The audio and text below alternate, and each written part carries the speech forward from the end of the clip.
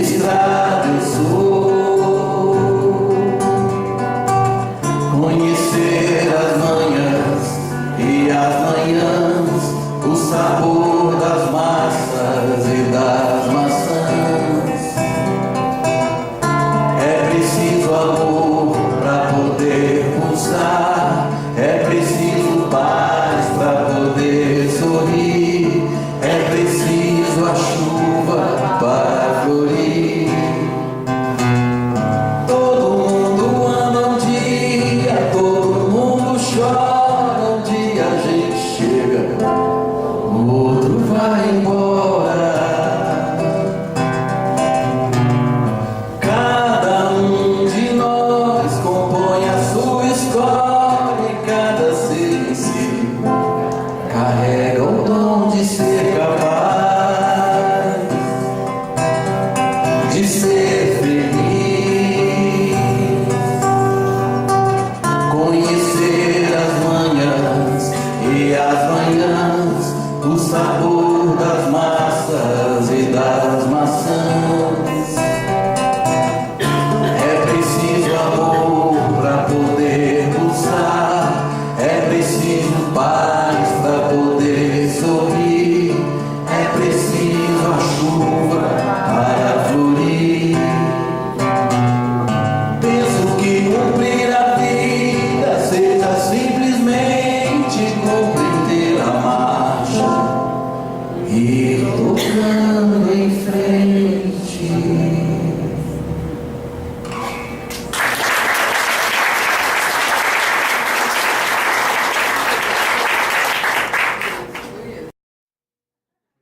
Queridos irmãos, que a paz de Jesus, nosso Senhor, nos abençoe, nos ilumine.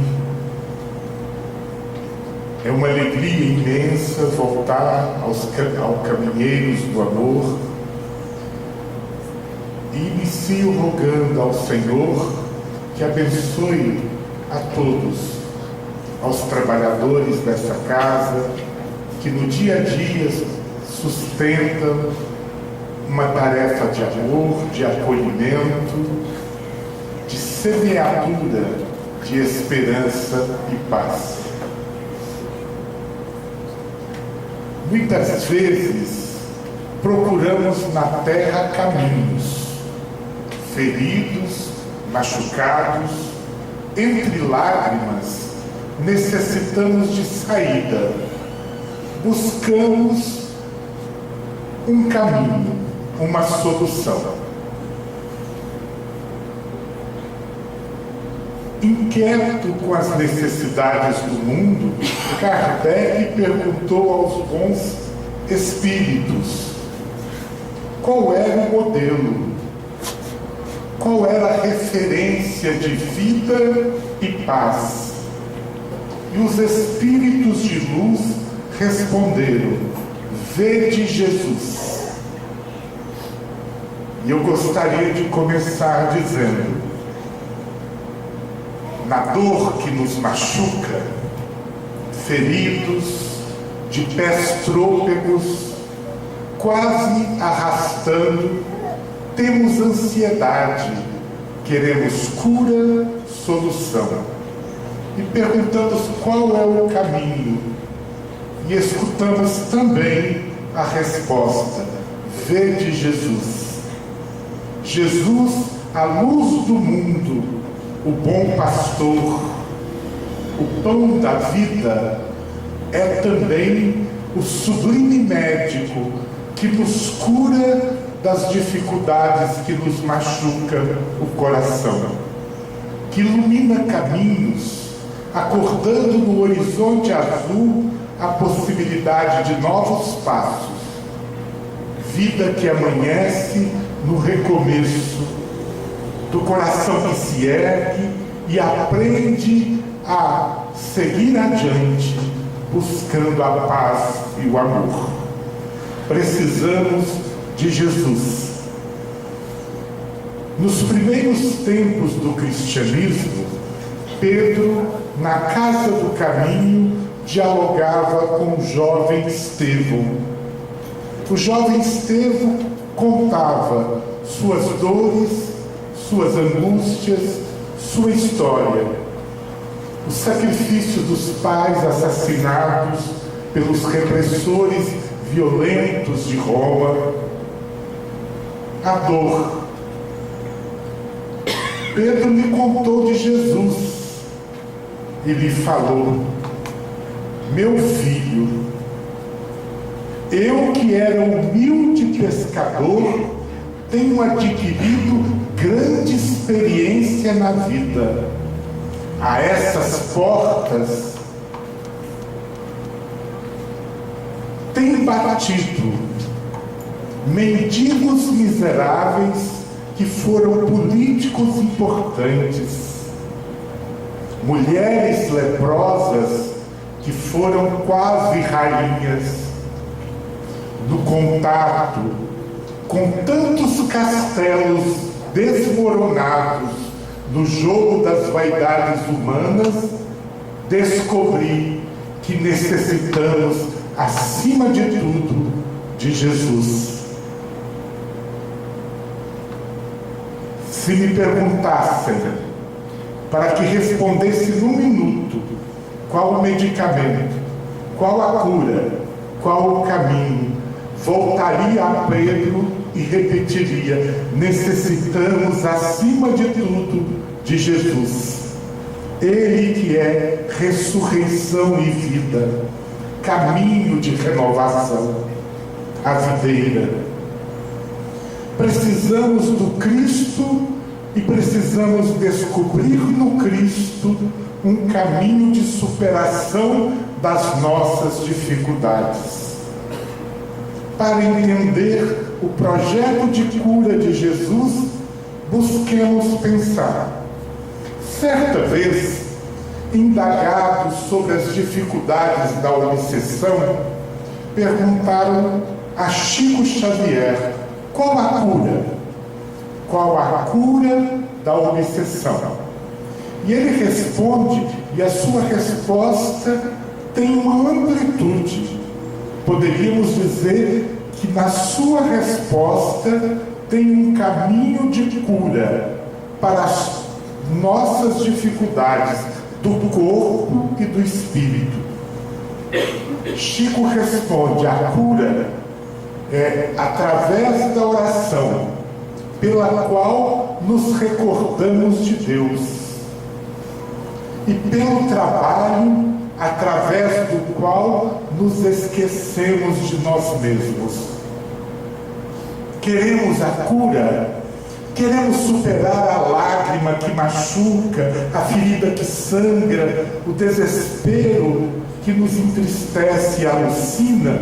Busquemos na oração a construção de uma vida de união com o Pai. Deus é misericórdia, é bondade que não acaba, misericórdia que não tem fim. É preciso descobrir no Pai a fonte de bênçãos, a sustentação. É preciso construir uma vida aonde, para além das ilusões da matéria, o nosso coração se descubra espírito imortal, filho de um Pai amoroso, capaz de buscar no infinito as bênçãos de bondade do Pai Criador. É preciso, para se curar da nossa humanidade sofrida e egoísta, descobrir a bênção da oração, a suavidade da prece, do coração humilde que se ajoelha e se recorda filho de um Pai de bondade, de um Pai que cuida, de um Pai que vela, de um Pai que estende sua mão. É por isso que Dona Meimei nos ensina: ore em silêncio e confie em Deus, esperando pela divina providência, porque Deus tem estradas onde o mundo não tem caminhos. O Evangelho diz: é preciso esquecer o mundo que é pobre em solução para as dores que nos machucam e buscar no Cristo, o médico das nossas almas, a potência de cura através do crescimento que nos liberta, do amor que nos permite abandonar a lama e voar no céu, conquistando as virtudes celestiais. Somos aprendizes do infinito. A oração é a busca do suprimento. É preciso orar, porque pela oração descobrimos que não estamos sozinhos, que estamos amparados e abençoados. E a segunda receita do Chico nos diz: é preciso trabalhar para esquecer de si mesmo. Muitos dirão, o Chico ensinou religião. Os estudiosos da psicologia dizem, conhecia a psicodinâmica. Bion afirma que o adoecimento está no narcisismo, no egoísmo, no individualismo, e é o trabalho que nos permite o contato com o outro e com o mundo, que quebra o isolamento, que quebra a solidão, que nos permite descobrir pontes para o coração do outro. Temos dificuldades, emocionalmente somos adoecidos, e muitas vezes frequentamos e buscamos o passe, a água fluidificada, a orientação dos bons espíritos, e continuamos ainda carregando a cruz do nosso sofrimento. Mas se buscássemos em Jesus, descobriríamos possibilidades de mudança. É preciso, para se curar, abrir-se para o novo. Diz o Cristo: com a medida que medimos, somos medidos. Com a medida que medimos, somos medidos. Ninguém consegue libertar das agruras do conflito interior sem perdoar o outro. Porque sem o perdão, a crueldade que usamos no olhar que julga, condena, humilha o próximo, volta-se dentro de nós contra nós mesmos, criando rigor e exigência para além da nossa capacidade de carregar novos fardos. É preciso abrir-se para a indulgência, para a misericórdia, para a compaixão, porque o perdão nos liberta. Com a medida que julgamos, somos julgados. Com a medida que medimos, somos medidos. E se temos dentro de nós conflitos, as leis que governam esses conflitos são as mesmas que usamos no dia a dia na análise das dificuldades do nosso próximo. O perdão liberta, a compaixão cria suprimentos de misericórdia, porque o bem que fazemos retorna, como o mal corta conexões com as possibilidades de recebimento dos suprimentos da vida. Não é punição nem condenação, é lei da vida. Alimentamos segundo nossa sintonia. Então é preciso criar um novo jeito de ser.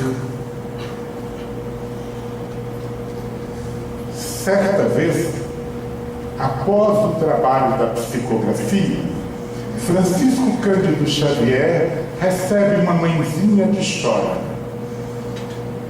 E ela não pôde, naquele dia, receber as cartas do seu filho.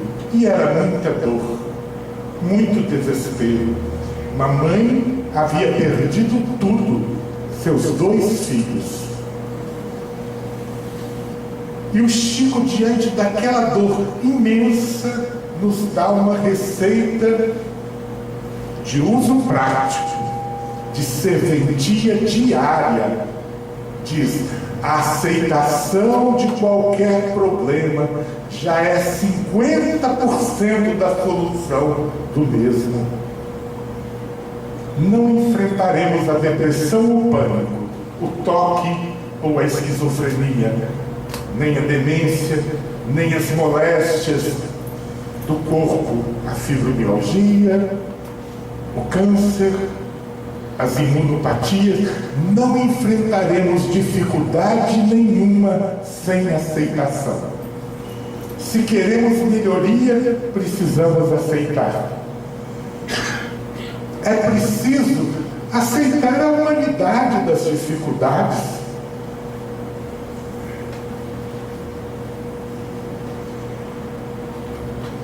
É preciso aceitar. E aí então caminhar procurando caminhos de superação. Aceitar é 50% da solução. Só supera a tristeza quem aceita que podemos ser tristes.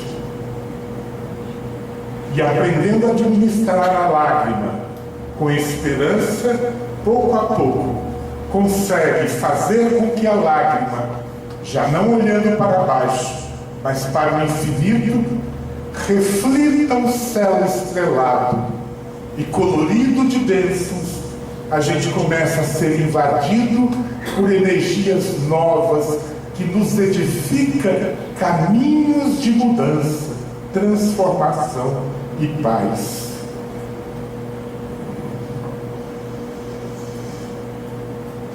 É preciso oração, trabalho, aceitação. É preciso esperança, compaixão, perdão, misericórdia. É preciso edificar a força que cura do amor.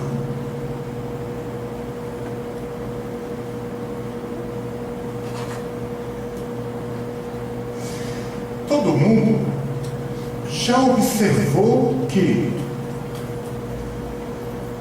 o deprimido rodopia numa lágrima, desesperado, triste, amargurado.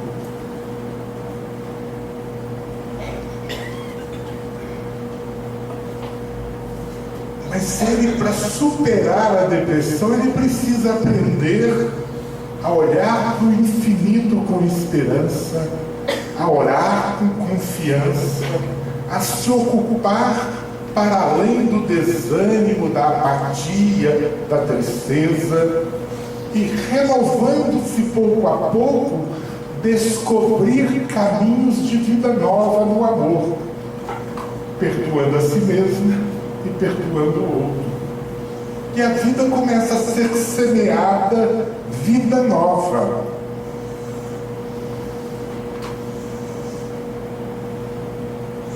O desespero do pânico é enlouquecedor. O coração acelera, a alma ansiosa pensa que vai morrer.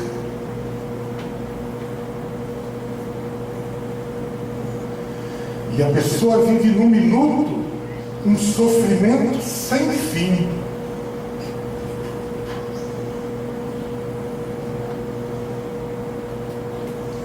E ela pode encontrar resposta e auxílio no medicamento, no passe, na terapia, no evangelho. Mas ela precisa começar a dialogar, porque tanto medo da morte se somos espíritos? Porque tanto medo da passagem se é um acontecimento como outro qualquer?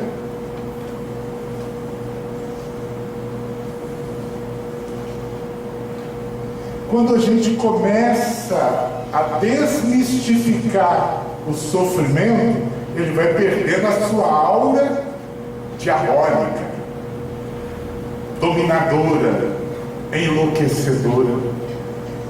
Porque a gente vai enfrentando e vendo como ele é.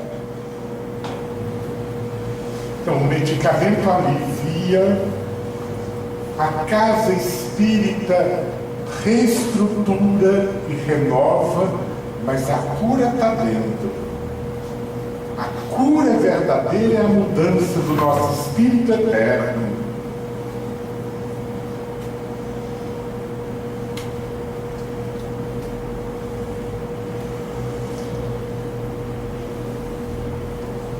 Uma vez eu atendi uma senhora e ela muito deprimida, de uma depressão entristecedora. Ela me contou sua história, uma história difícil, e ela me disse: tinha uma vida triste, mas suportável, cuidava da minha família e pensava que estava tudo bem, mas fui traída. Mas não foi qualquer traição, foi uma traição imperdoável. A minha irmã me roubou o marido. E eu então estou na depressão profunda. E ela diz: doutor, o senhor, além de médico, é dado a estudos de espírito. Eu sou estudo espírito. Então, o senhor não acha que até Deus entende que eu tenho direito à raiva? Eu digo sim, tanto que ele não te corta o direito à raiva. Ela falou: o senhor concorda que eu não sou obrigada a perdoar? Eu disse: a senhora não é obrigada a perdoar. A senhora não precisa perdoar. A senhora foi ofendida. A senhora só deve buscar o direito de perdoar se desejar se curar. Se quiser manter-se enovelada na depressão, conserve a mágoa e o ressentimento, que está de direito, a senhora foi ofendida. A vida não nos procura compulsoriamente quando somos ofendidos. Nós é que procuramos a vida quando queremos sair daquele patamar e ir para um novo de melhor qualidade. Mais ar, música suave, boas companhias, abandonar as lavas pestilentas do pântano e alcançar o voo livre entre flores primaveris em busca do paraíso das estrelas. Nós perdoamos para nos libertar. O perdão é direito. Ela olhou e falou: e como é isso? Eu falei: enquanto a gente mantém a mágoa e o ressentimento, a gente fica reproduzindo, perpetuando a ofensa e continua sendo torturado por algo que já passou.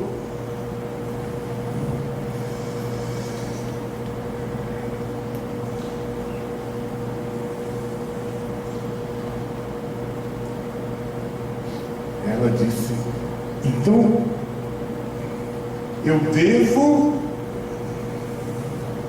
voltar e reconciliar? Eu digo: reconciliar, sim. Agora, na medida que ele te ofendeu, ele te libertou para reconstruir o destino como você quiser. Se apareceu do melhor, é da vida. É o risco que ele correu no mal. Todos nós corremos muito riscos no mal. Que a gente quebra as leis de harmonia do universo e ficamos à deriva. O outro pode seguir adiante.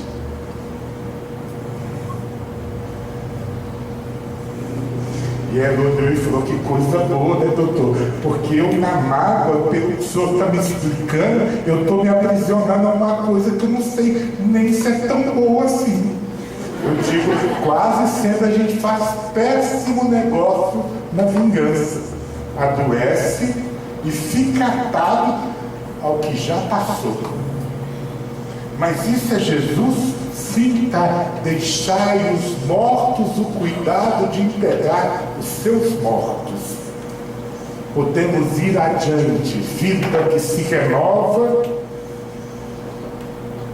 mas a vingança, a mágoa e o ressentimento nos mantém prisioneiros do passado. E é por isso que André Luiz, entendendo o espírito da cura, afirmou que perdão é vingança. É uma forma sutil de vingança, porque enquanto estamos brigando na mágoa, no ressentimento, no duelo mental, a gente mantém uma alimentação que nos aprisiona ao outro. E vivemos o clima de influência mútua. E com isso, a lei não cobra o outro. Quando a gente perdoa, a gente entrega o outro para que ele recolha no tempo o fruto do que ele semeou. Que é o que André Luiz vai nomear a partir de inspiração em outras religiões de choque de retorno. O perdão liberta quem perdoa, renova, recicla. Muitas vezes, no dia a dia da vida, nós tentamos entender o que se passa com o adoecimento.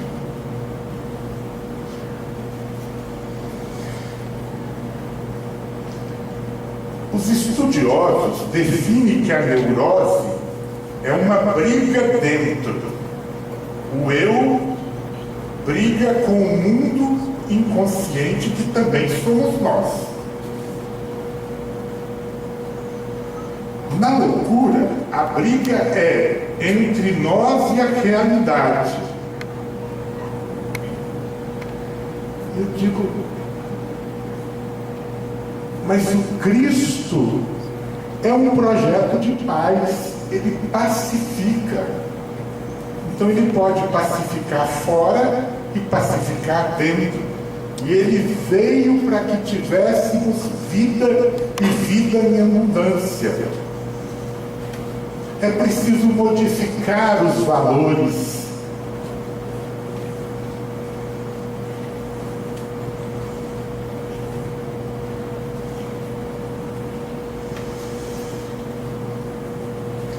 Atendi há poucos dias uma mãe que pedia orientação e ela dizia: o meu desespero é meu filho.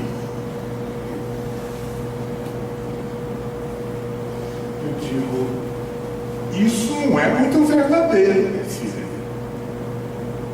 Ela falou, porque o senhor não teve filho que usa crack. Eu digo, a Luinha não chegou a tanto mesmo. Mas eu aprendi que o desespero nosso é sempre nosso e não do outro. Ela diz assim: então eu vou te contar a noite que eu tive ontem. Meu filho, que é alcoólatra, saiu e bebeu. Eu digo, alcoólatra sai e bebe. Eu não sei por que novidade que teve. A senhora está vivendo a cada minuto mesmo desespero sem aceitar a realidade do que ele é. Aí eu falei, vou te contar uma história. Há muito tempo, no tempo que eu era jovem, mais jovem, assim, mais enérgico, atendi uma senhora há muito tempo. E ela desesperada e falando, eu não estou muito triste, porque meu filho não larga o crack. E ela ia me contando, eu falei, a senhora não está triste porque o seu filho não larga o crack. A senhora está triste porque a senhora não está vendo resultado na ação da senhora. Ela falou, é verdade, doutor. E eu falei, se a senhora não está vendo resultado na ação da senhora, a senhora respeita ele. ele quer usar crack. Se a senhora aceitasse que ele está vivendo essa realidade, a senhora perceberia que a senhora é uma mãe vitoriosa.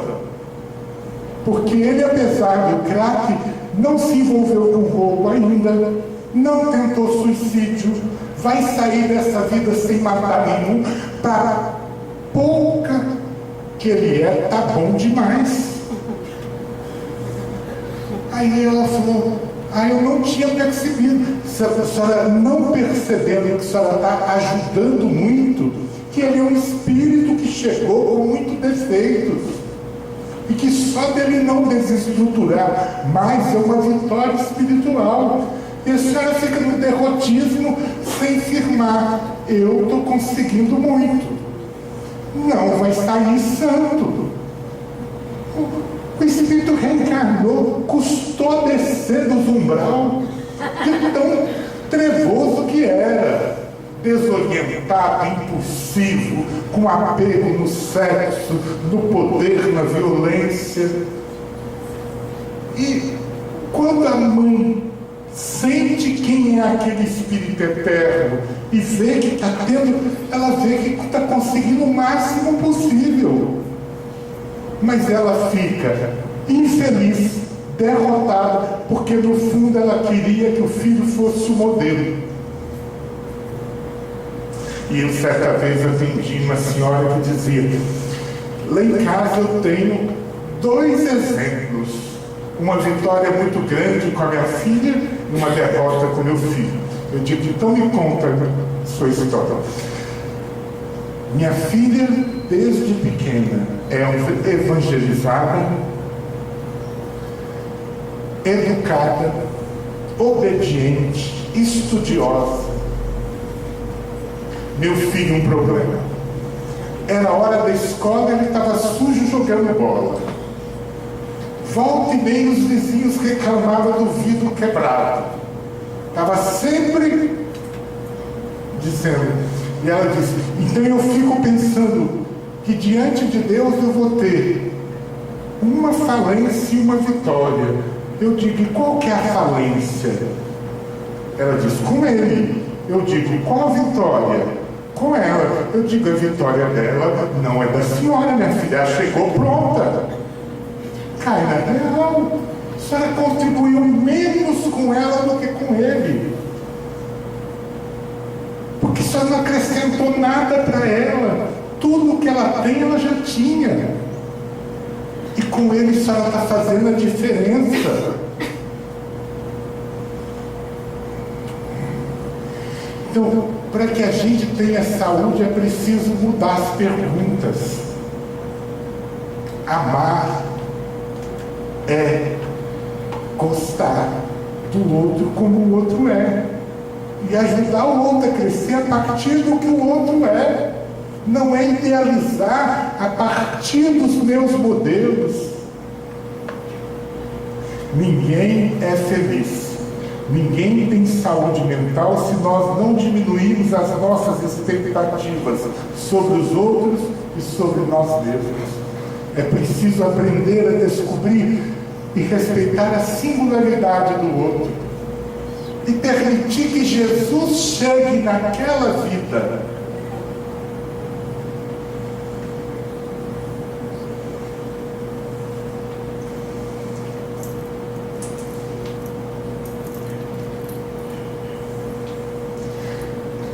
Isso significa que se vocês fossem traficantes, eu não estaria dizendo ame e perdoe, eu estaria dizendo cuidado com o preço, hein? Explorar os meninos é crime diante de Deus, porque a pessoa tem que crescer a partir do que ela é. E quase sempre a gente enlouquece e perturba o convívio no dia a dia por não aceitar e enxergar o outro como o outro é. Então, diminuir as expectativas, aprender a respeitar a singularidade do outro, e aí a gente cria novos caminhos.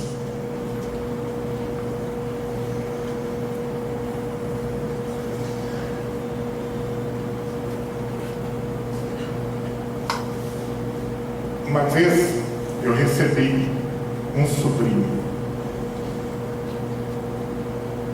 E no primeiro dia da visita, eu quis fazer com que ele entendesse que a música erudita era bonita. E ele rejeitou, que era música de igreja, e ficou me provocando com rock. Só que eu já fui jovem. No outro dia, espertamente, eu lhe apresentei alguns rocks. E aí ele começou a interessar. No fim da tarde, quando eu saí e voltei, ele estava fuçando os meus CDs de erudito. Então, a gente quer dialogar com o outro, mas não quer quebrar barreiras. E Jesus é a porta, ele é ponte, é conexão. Para que eu consiga estar com o outro, para que eu consiga estar comigo mesmo, eu preciso descobrir pontes. Isso é um processo terapêutico. Então, Cristo é um terapeuta. Nós estaríamos desempregados se as pessoas se apropriassem melhor do Evangelho de Jesus. Ansioso, inquieto, atribulado, inseguro. Escutemos o Cristo que diz: a cada dia basta seus problemas. E ouvindo o Cristo, renovemos o coração e passemos a caminhar com mais serenidade, descobrindo em Emmanuel que o passado passou, que o futuro ainda não chegou, que o que existe é o presente, e eu posso no presente fazer o meu melhor. Então isso é ouvir Jesus. E ele fala: tende bom ânimo, eu venci o mundo. E como Cristo venceu o mundo? Vamos buscar a receita. 2 sessões de terapia, a manjedoura e o Calvário. 2 sessões que valem uma cura. Na manjedoura ecoa uma lição do universo: simplifica, desapega. Simplifica e desapega de bens materiais, de consumismo. Simplifica e desapega das ilusões, das fantasias. Simplifica e desapega das pessoas, das expectativas, das exigências. Isso é libertar-se. Estava eu no Chico Xavier com um grande amigo, Jerônimo Mendonça. Jerônimo Mendonça era muito carinhoso, mas como todo doente, ele tinha um engano. Ele achava que estudante de medicina era o melhor médico, porque ele pensava: estuda e escuta. Porque o médico escuta pouco, tem pouco tempo. Então ele adorava contar suas dores. E um dia estávamos lá e ele estava com muita dor. E ele conversava: Jorge, a artrite reumatoide hoje está gritando. E as pessoas chegavam e nem mesmo percebiam que ele estava gemendo de dor. Falava: Jerônimo, por que você não está cantando? Ele suspirava e começava. Deu um sorriso alegre, sorriso certo, cheio de amor. Quem tem Jesus vive para cantar, vive sempre sorrindo, mesmo quando não dá. E uma mãe chegou e falou: Jerônimo, ora pelo meu filho, e eu vou te pedir para você fazer uma prece, porque Jesus te escuta. Peça a ele para o meu filho passar em medicina. O Jerônimo, já irritado de tanta dor, falou: isso eu não vou fazer, né? Eu vou rezar e pedir a Jesus para ele ser feliz. Eu conheci na vida muitos médicos frustrados e conheci alguns bons camponeses felizes. Vou rezar e pedir a Jesus que o faça feliz segundo os desejos dele, minha senhora. Quando ela saiu, ele falou: Jorge, o menino tem um problema. Eu falei: ele tem síndrome de Down. Ele falou: como as mães são loucas.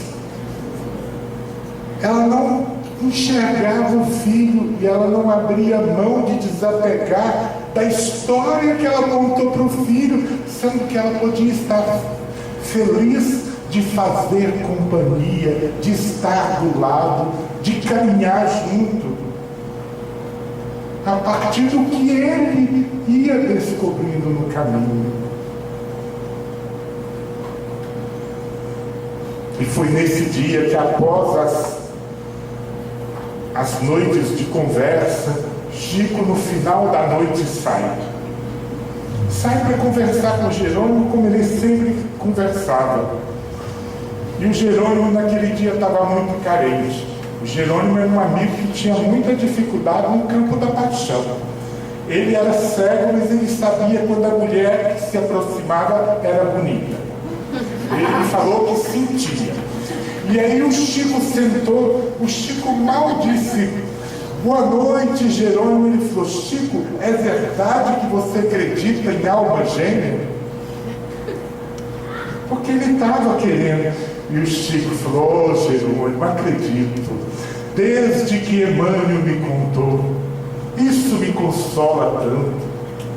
Eu partilho da ideia do nosso Emmanuel. Acredito que Deus não nos criou para a solidão. Que em algum lugar, Jerônimo, tem uma alma irmã a nossa, que representa a maior capacidade de entendimento e carinho, que é o encontro de ternura perfeita. Jerônimo, eu acredito na alma gêmea, mas não tenho visto muitas. No mundo tenho encontrado mais, Jerônimo, almas gementes. E como é triste a dor do trigêmeo. E ali ele falou, parou, ficou pensativo e falou: Jerônimo, Dona Maria Dolores é um coração terno e amigo. Um coração sublime, mas que teve suas dificuldades. Jerônimo, e não é um coração ligado à terra, porque quem escreve irmão do caminho e perdão e justiça não é um coração ligado à terra.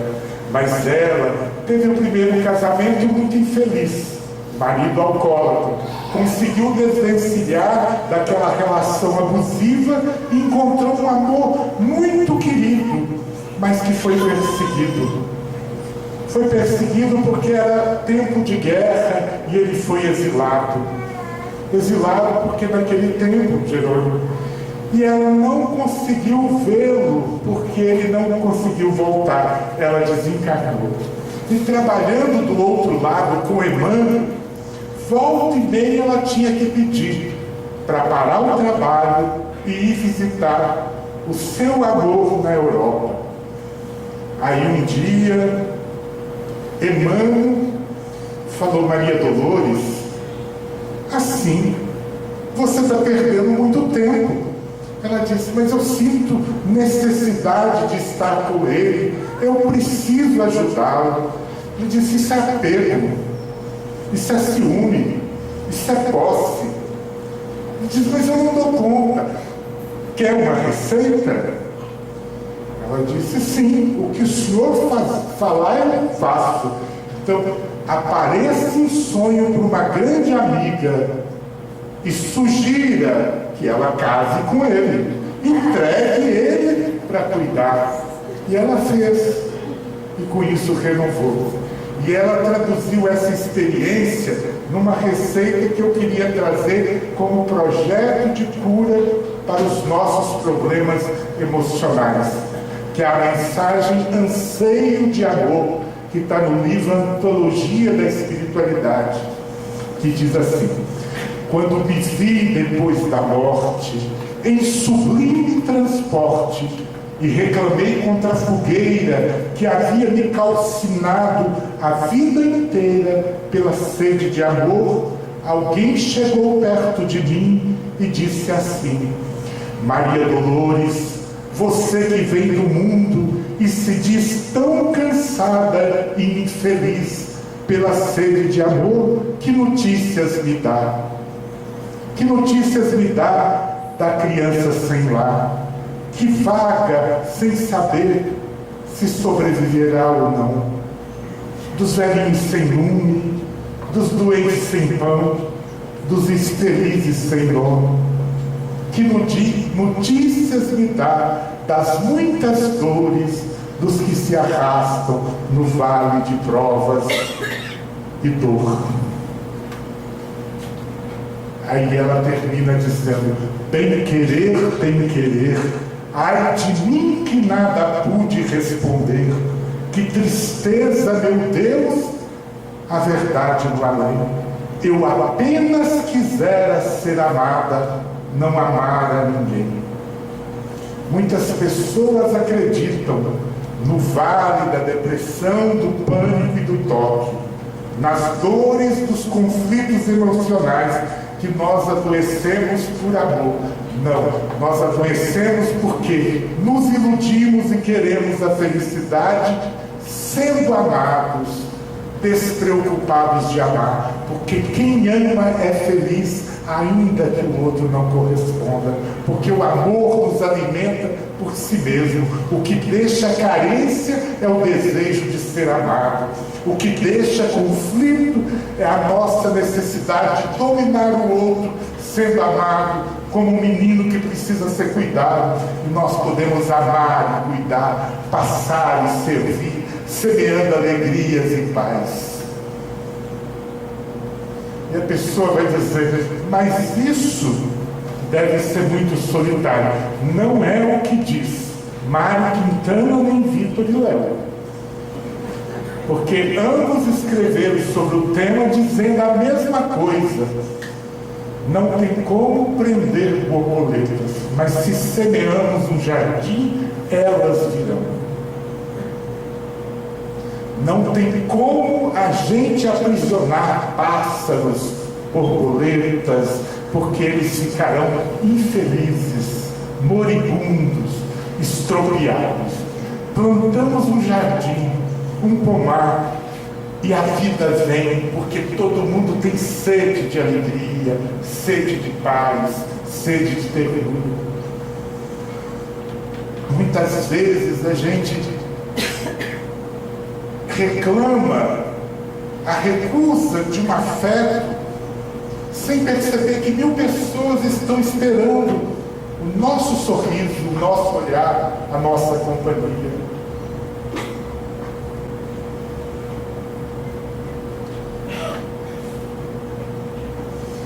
Certa manhã,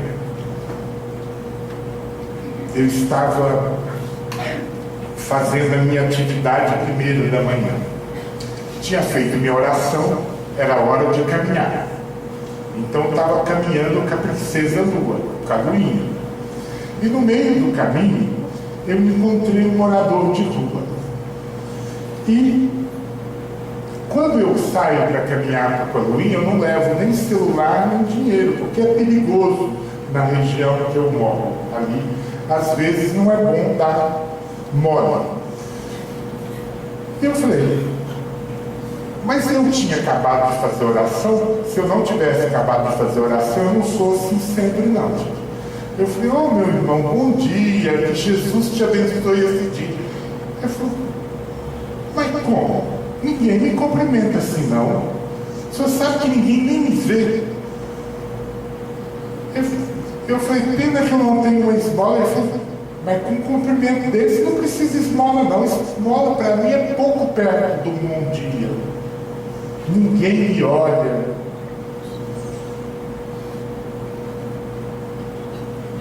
E eu fui caminhar e voltei para casa e passei o dia. e não percebi o que tinha acontecido com o meu corpo. Eu estava sem dor, eu estava mais animado, as dores do joelho tinham minorado, diminuído muito. Aí quando chegou sexta-feira, na hora do trabalho da escrita, o doutor Henrique me explicou que as energias daquele coração agradecido tinham me sustentado e aliviado problemas de saúde que ele, como mentor, não conseguiria. Porque a gente não entende. O amor cobre a multidão de pecados. Sem cooperação não existe amor. E o amor é o hálito de Deus que equilibra o universo. É força que movimenta e renova. Mas precisa ter afinidade, sintonia. E você diz, mas a gente ainda é individualista. A gente ainda é egoísta. Como eu capto esse sentimento se eu ainda sei tão pouco abrir as portas do coração? Eu digo, tem uma oficina prática de reabilitação psicossocial dos corações anêmicos e enfermos na debilidade de amar. É a caridade. Porque a caridade tece no outro a gratidão. E as energias da gratidão nos alimentam. E há mesmo alimento do amor. Então, diante das nossas dores, das nossas dificuldades, recordemos, não existe medicamento que cure mais do que o amor. É essa a mensagem. O amor cura. É essa a mensagem que Cristo curou a mundo. Eu queria então, deixando um abraço com muito carinho, agradecer o convite, dizer da alegria de estar aqui no Caminheiros do Amor, pedindo a Jesus, esse divino Mestre, que Ele esteja sempre nos escutando, nos nossos sonhos de crescimento e renovação, e que Ele nos permita no caminho manter com perseverança a fé, a esperança e a paz. Nós, então, terminando, repetindo com o Dr. Inácio Ferreira: Pai de infinita bondade, necessitamos de vós como a flor mirrada do deserto necessita do orvalho da noite. E que a fé nos leve a orar sempre, para que, unido ao alto, saibamos superar os espinhos do caminho e descobrir que temos no próprio coração asas escondidas, as asas do amor. Que Jesus nos abençoe.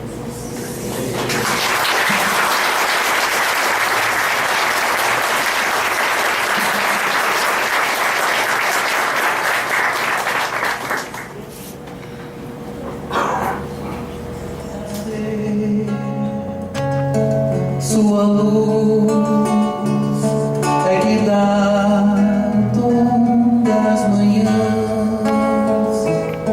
É assim